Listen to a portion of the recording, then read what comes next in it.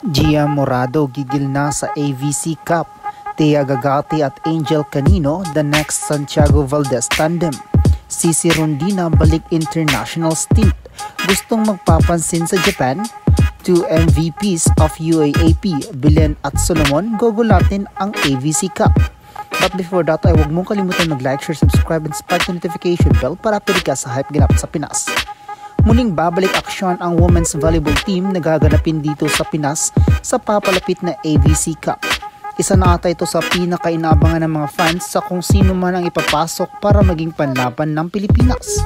Subalit this time ito na siguro ang most accepted ng mga fans dahil sa lineup na pumasok sa women's team. Ito ang pinangungunahan ng two veteran players ng ating bansa na sina Gia Morado at Cici Rondina. Well, si Gia Morado nga is very fresh from Japan's stint as an import setter. This is the best time so far para sa volleyball career ni Gia Morado dahil pinakita niya pa rin sa Japan na kahit substitute player lang ito, ay nagkaroon ito ng malaking pakinabang sa pag-uwi ng medalya ng koponan. Kaya't ganun na lang ang gigil ni Gia Morado na muling sasabak sa international stint upang ipakita ang kanyang husay sa setting skills. Samantala muling balik indoor national team si Cici Rondina. Sa mahabang panahon na namahinga ito as indoor player at nag-focus sa beach volleyball, ay muling susubukan ni Cici ang paglalaro nito indoor sa national team. Marami nga ang nag-abang sa kanya dahil sa husay nito last VTV Cup 2023 kung saan ay nag-uwi ito as bronze medalist kasama nito ang kanyang teammate na si Cherry Nunag sa Chocomocho Flying Titans.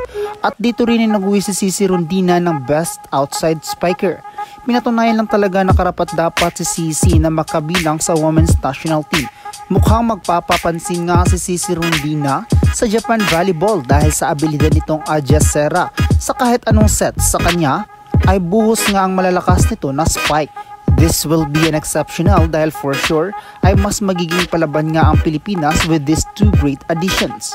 Samantala bukod kina Gia Morado at Cici Rondina ay may apat pang volleyball stars na pinanggigilan na makikitang maglaro international. Ito ay si Nat, Gagate at Canino na sinasabing the next Santiago Valdez tandem. Maaaring magbigay ng mataas na karangalan sa ating bansa.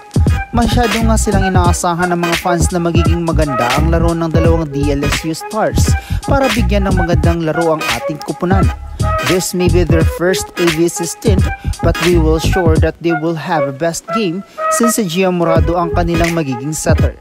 Maliban sa dalawang DLSU stars ay may NU standout ang lalaban. Ito ay sina Belen at Solomon. Silang dalawa nga ang MVPs this season sa UAAP. At dito nga ipapakita kung gaano kalaki ang kanilang magiging dagdag sa ating national team. This women's volleyball team so far is full of MVPs. Maaaring bago pa lang iba sa mga players sa national team pero we can expect na magiging maayos ang laro ng ating team this AVC Cup. So hanggang dito na lang muna mga ka-Spikes. Masaya ka ba sa picking of players para lalaban sa AVC?